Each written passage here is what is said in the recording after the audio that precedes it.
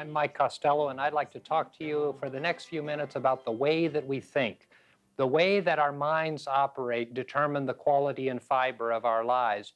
And a very major part of our teaching and our belief system in New Thought Christianity and metaphysical philosophy is based upon the reality that we live in our minds and not in the world. So often we believe that we live in the world. We believe that I'm standing here in this studio, or that certain situations are occurring in my life, that I have a job, that you have a job. We believe that we have these situations within life.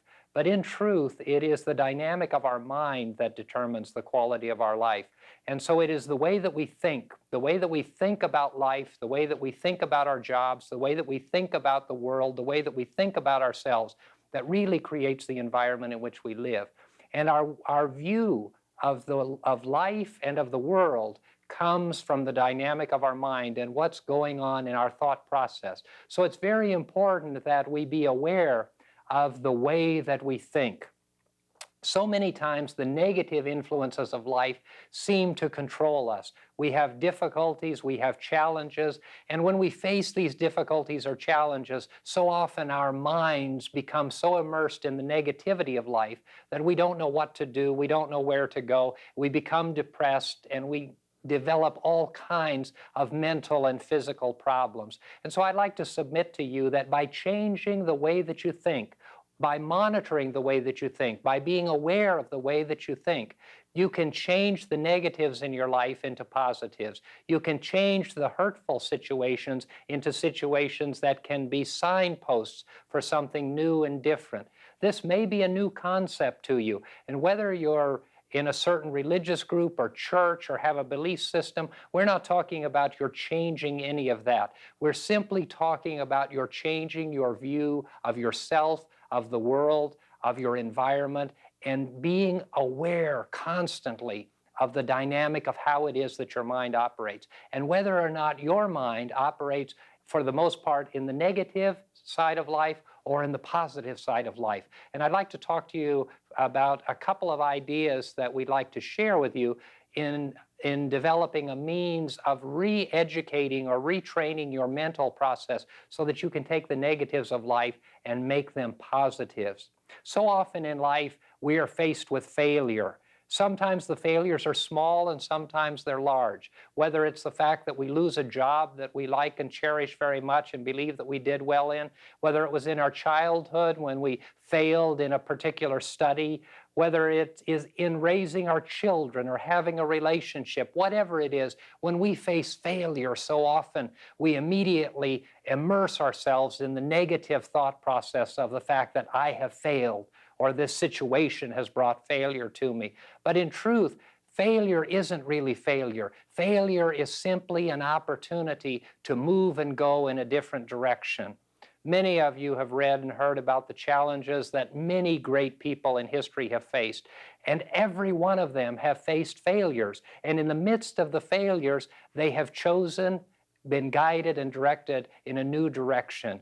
And that new direction has created for them the opportunity to overcome and deal with circumstances and situations in a very positive way. An example of this is Thomas Edison. We all know of the great accomplishments that he made, all of the wonderful inventions that he brought to us, and all of the good that he did for humanity and for the world.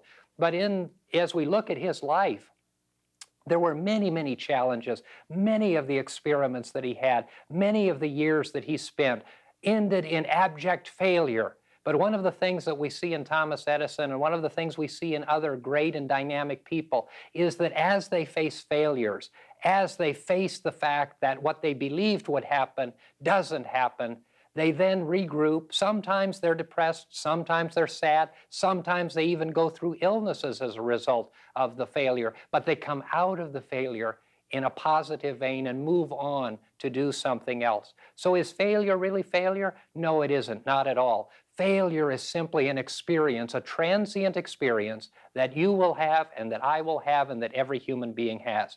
And the more dynamically we live, the more we do, the more creativity that we express, the more that we try to relate to other people, the more failures we will encounter. And each of these failures simply create for us an opportunity to move in another direction. So the next time you fail, Accept the fact that this circumstance and situation has brought you failure, but now open your heart and mind to what the Spirit of God and the grace of the universe wishes to bring to you in a new and dynamic direction. So the failure isn't really a failure, it's simply a turning point.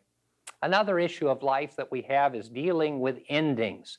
And something that we can say is that a turning point of life can be one in which we take tombstones, if you will, and we turn them into signposts. All of our lives are constantly evolving and constantly changing. From the moment of your conception till the moment of your physical death and transition into a spiritual life, because we indeed believe that there is life after life, no matter where you are in that continuum, from conception to transition, in the midst of it, all through life, there are going to be changes that come into your experience.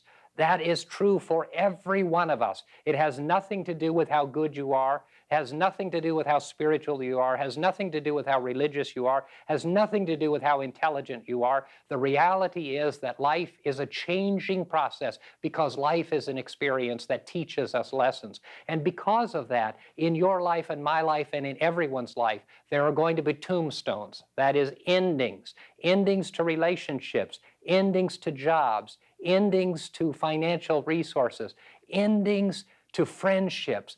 And all of these processes of tombstones or endings can become for us signposts and direct us to change our way of thinking and to change our life in the expectation of something new and wonderful coming into that life. That's not to say that in the midst of the tombstones or the endings of your life, in your life experience, you're not going to have some sadness or some grief or some time when you need to feel the sadness that comes with the ending of any kind of circumstance or situation or relationship in your life.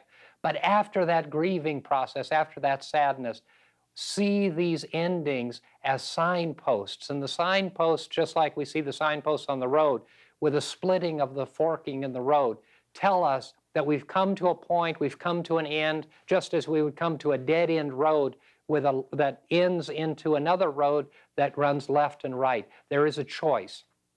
And the choice that we make in the endings of our life, in the tombstone experiences of our life, relate to whether we go in mind to the negative side or whether we go to the positive side. And if we move in mind to the positive side, then dynamic and wonderful things can happen in our lives. So often we feel that we have wasted years and wasted time. There are no wasted years. All of the experiences of our life bring us something positive, some new knowledge and some new insight. And if you find that you are one of the people who has lived with negative implications, with negative thought processes, with negative dynamics of mind, don't feel that your time has been wasted, because you have been guided and directed and led through those experiences. And because you now listen to what I say, because you now begin to think about some of the ideas that we're sharing with you about positive thinking, about conditioning of the mental process, and being aware of the dynamic of the mind, that you are now at a turning point and a changing point in your life. So there is no lost time. All of the time that you have is serving a wonderful and magnificent purpose. And perhaps it takes months or years or a good portion of some people's life to come to understand and realize that the positive aspects of life are far better than the negative ones, and that it is to our advantage, to our physical advantage, to our mental advantage, to our physical advantage, and to our spiritual advantage to condition our way of thinking to always emphasize and see the positive. And in all of our life, as we come to negative experiences, to see those negatives as opportunities to be aware of how it is we're thinking and how it is our mind is operating, and open ourselves to a more positive direction in life. In the book of Genesis, Jacob said, "I will not let go of you until you have blessed me." And we can say that about all of the life experiences that we have, the negative ones and the positive ones, the good ones and the not so good ones, the ones that make us happy and the ones that make us sad. We cannot let go, and we should never let go of any experience in our life until we realize, claim, and accept the fact that it has blessed us. We live in our minds and not in the world. You live in the world that you see and that you know. But beyond that, the way that you think about it, the way that you think about the people around you will determine the fiber and the quality of your life. And by conditioning and changing your way of thinking, you can change your life. One of the things that we say in New Thought and in metaphysical philosophy is that if you connect your mind, if I connect my mind, my human mind and thought process with the divine mind of God, then we make a connection to open ourselves to be guided and directed in new and wonderful ways that we would have never imagined. We're able to turn all of our situations, failures and successes, all of our endings and our beginnings into wonderful learning experiences, and we're able to settle once and for all the fact that our minds are at peace, our minds are balanced, and our minds are in the midst of perfect harmony. We believe in prayer as a centering force, as an ability that we have to come together, and so we'd like to pause at this point in the program to share in a meditation. Eternal and loving God of the universe, we gather our hearts and minds together in the awareness of you and your life in our midst. And we know that the way that we think determines the quality of our life. And because of that fact, we are cautious and aware always of our thought processes. And we ask you always to unify your divine mind with our human minds so that we may understand and realize that we live in our minds and not in the world. We ask and pray these things in the name of faith, in the name of hope, in the name of love. Amen. Those were wonderful admonitions that you gave, and particularly that everything happens can be turned to a positive aspect of being. Yeah, very important, because so often we see the negative aspects of life and we dwell upon those things. And worse yet, some people have negative experiences. Of course, we all have negative experiences, but some people in the midst of their negative experiences stay there for the longest time. I think you've heard me tell the story so often of the lady several years ago who came for counseling, and this is not to make fun of her at all, but she came for counseling and she had approached me in the church, and I did not know her, and she wanted to talk to me about her divorce. And so I arranged for a counseling session, and I spoke to her, and it was clear to me that she wasn't ready to let go of her relationship. She wasn't ready to let go of what her husband had done to her, and so she relived these things over and over again. And so we went through several sessions, and we used affirmations, we used prayer journals, we used prayer, we used counseling, we used a variety of methods in dealing with her problem of this oppression that she had from this divorce that she just wasn't able to get over. And she made a comment to me after we'd been in about the fourth counseling session about the fact that, you know, I probably should have gotten over this by now because it's been so many years. Well, I had assumed that this was a fresh new experience the way she had told me about it. And I said, oh, well, and called her by name. When did you get your divorce? And she said, in 1962. And so she was so immersed in this that she couldn't let go of it. And the sad thing is that she stayed in that negative experience from 1962 until the time that we talked, which was in the 80s. And as far as I know, unless she's gotten some help and changed her way of thinking, she's still in that negative influence. And what a waste of time in her life, because she literally wasted those years of not having productive living. Because every time we think such negative thoughts, it takes our energy. And the other aspect of negative thinking is that it affects not only our mental well-being, compromises that, it compromises our physical well-being. Indeed, and tests have shown that over and over, that those who think negatively or those who live in the past pull that negative energy into themselves, and it manifests in various ways. And usually they can find, the doctors have been able to discern what part of the body different symptoms are affected. Mm-hmm. From just stress and negative stress. Yes. So often, too, people see failure, as which we talked about, see failure as an ending. And again, failure and the feeling of failure becomes a negative thought process and stays with them. But that's too bad that they can't transmute that into positive living, because as you said so beautifully, there is no real failure unless in our minds we consider it to be a failure, because we have to go through negative experiences. We can't have everything end up just exactly the way we want it to in a positive way. We have to experience those things, and it's according to our reality. If we, you say so often, we create our own reality, and indeed we do. And if we can see that the negative aspect of being is our greatest stepping stone, and then go on from there. And to really get good at it. Yeah. And I think that's the key, to really get good at conditioning or training our thought processes. And if we're able to do that, then it doesn't matter what happens in our life.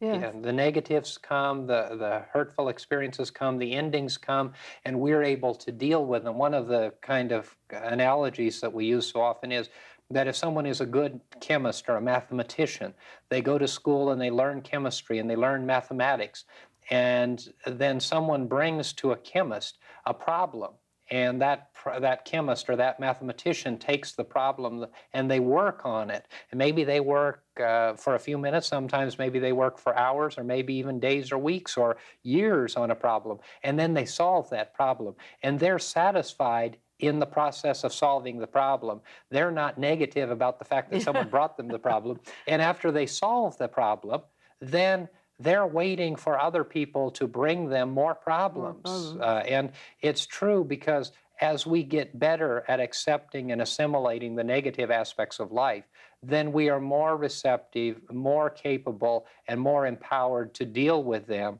It's kind of like the old saying of letting water run off the back of the duck, that if we get to the point of being so strong in our mental processes, and really that comes from, and we don't want to negate the importance of that coming from a connection of our mind to divine mind. Yeah. When we connect our mind to divine mind, to the mind of God, then we're able to adequately face all of the circumstances and situations, and then we're connected to that resource that can guide us and direct us. Wonderful, fantastic point. And then we use those experiences as stepping stones, not as a sense of failure. Exactly. And then we go back to the belief that we have and hold in New Thought so strongly, and that is that all of the experiences of life are simply lessons or create the school for the soul, Yes. and teach us what we need to know. Yes, and if we look at it that way, and that we are a part of Creator God who made us, then I think we can be more objective, and we can not be down when negativity hits us, because we realize if we are a part of God, everything is good, and that doesn't mean that there's no evil, that there's no negativity in the world. It just means we are using it in a positive way as opposed to letting it pull us back. And important, too, is the fact that we always have a choice. We always Yes. have that aspect of free will. We can choose to see it as a negative. We can choose to stay in that negative experience, or we can turn it into a positive by being guided and directed in new and different ways. You know, one of the things maybe we could talk about is some of the methods that people could use to get out of their negativity, because I think everyone is faced with negative experiences, and probably some of our viewers are saying, well, that's a wonderful philosophy and idea, but how do you do it? Yes. Because he can stand there and she can sit there and simply tell us to change our way of thinking. But we begin by doing a few basic things. I think we can begin in prayer and meditation. Yes. Begins. That would be the main thing. And then to get exercise would be a very important part, because if we stay in our home, in our room, in our own personal environment, and not exercise our physical body, it's much easier then to go into a slough of despondency than it is if we get out early in the morning and walk. Great idea, especially for people who are faced with depression. Yeah. or negative feelings or feelings of oppression. I think it's a great thing to just get out and walk, isn't Yes. it? And as long as we're giving pointers, we might say, don't bother doing all sorts of things to make yourself look extra presentable, but just put on jogging clothing and a hat perhaps, and whatever sun protection you need, and go. Don't fool around getting yourself doing things to your personal self, but just go. And it doesn't matter, because everyone walks looking as if they're out for a walk, not as if they're going to the office or to somewhere else in a social setting. So that would be one of the main things. And then, as you said, the prayer and meditation aspect is so important. And we know that walking time can also be used in a meditative way. We need to sit in meditation and attune ourselves to Creator God, but that's not nearly as important as having our mind stay in a meditative state over a prolonged period of time. As Paul said, we need to pray always. Yes. And if we are able to pray always, and really every dynamic, or not every dynamic, every thought of our mind is a prayer, Yeah. because it's sending forth an energy. And as it sends forth, we, of course, could get into a whole program on the law of attraction. Yes. But as we send out, we attract. And so we need to be very cautious about what it is that we're sending out, what it is that we are sharing with other people, and how we're influencing them by what's going on in our mind and in our thought process. Exactly. And I know with the people I counsel, and probably the people you counsel, very often their problems are caused because they think someone else did something bad to them, that someone did something against them, said something against them. And if they could change that thought modality, that would be the kindest thing they could do for their own psyche, because most people don't know any better when they offend someone else. And if they do know better and deliberately offend, well, that's their problem, not the person who's been hit. And the important aspect of that you pointed out is that as we hold on to those hurts of the past, then they continue to hurt us. And actually, they hurt us more. Exactly. And so often the person who said or did something has gone on with their life, and they probably have forgotten it completely, or at least it's in the back of their mind. Where as long as the person who was hurt continues to relive it, it continues to be a part of their life experience, and they continue to give power to that other person. And so even in the person's absence, they're inflicting pain, but they're inflicting pain because of the fact that it's welcomed and it's drawn to them. Yes, and as you said, if they give away their power, then they're giving away their ability to heal. And so they need to just know that they're strong in their own right, and to not let other people sway their thoughts or be very effective in bringing them down, but just know their own greatness, their own oneness with Creator God, and know that they have the power to do as they wish with their own lives. And as we give people, others, the power to direct us and to control us, whether in the physical presence or in the absentee situation, such as the person who doesn't want to let go of past hurts, then we give control totally to other people, and we give up our own control over our lives and over our thought processes. Yes, and when we do that, we're doing ourselves the gravest injustice of all time. And if I could just remind the audience of any one thing, it's don't do that. Don't allow yourself to go into that modality of thinking, and give the other person the benefit of the doubt that they don't know any better, because it's our own perception that causes the problem. Very often, what someone meant is not what the other person who's heard at all. They hear it according to their own frame of reference. So if they can look at the other person's frame of reference and see where they might have been coming from and just kindly excuse them, a lot of hurt would be negated in the world. And then let it go. Yes. And that's a hard thing to do in many cases, but let it go, because there are so many things over which we have no control. There's so many things that have happened in the past that we just need to let go of. Yeah.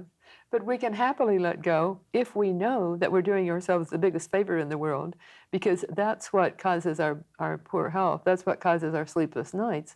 And that's what causes us to not be productive, because we're putting our energy into the inconsequential, which is the negative. It's a wonderful thing that we control our own destiny. And many people think, well, that's just words.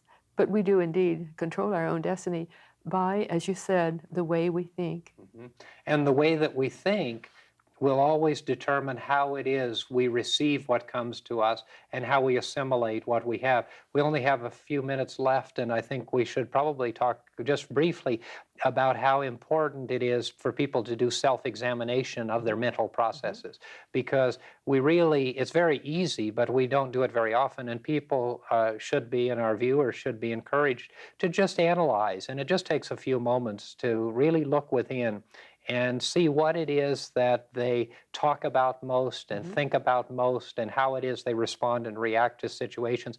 And we can all tell very quickly whether we're positive people or whether we're negative people. Yes. And if we're a negative person, that's not a failure. That's another sign, road sign. Yes, and we need to then work on that and know thyself, and thou knowest all. Know that we can change it, and as you say so often, live in the now.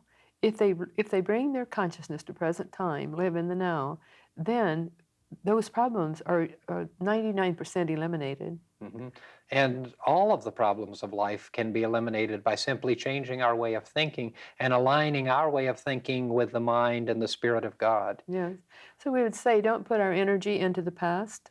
Don't put our energy into fear of the future or regret for the past or animosity towards someone in the past, but keep our consciousness in present time and know that God and I are one. That's one of your famous affirmations, God and I are one. And if we can say that from our heart, then we truly do change our consciousness. hmm Yeah, that unity of ourselves, our being, and our mind with God really creates a power that brings us through life in all of its aspects. Yes, and we then are able to live the fullest of lives, not to just be bowed down with weight and worry and negativity. hmm And the negative influences of life are damaging and destroy us and destroy other people.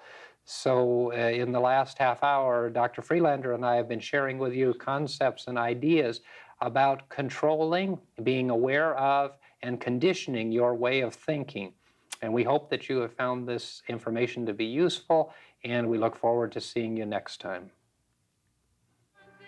Living rights every wrong.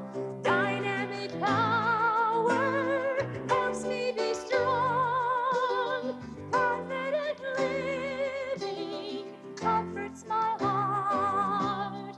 From such a blessing I can't depart.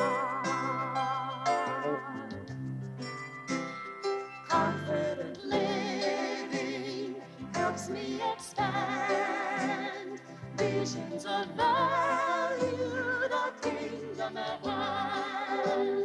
Confident living, talent to win, gift of the Spirit moves from within. Confident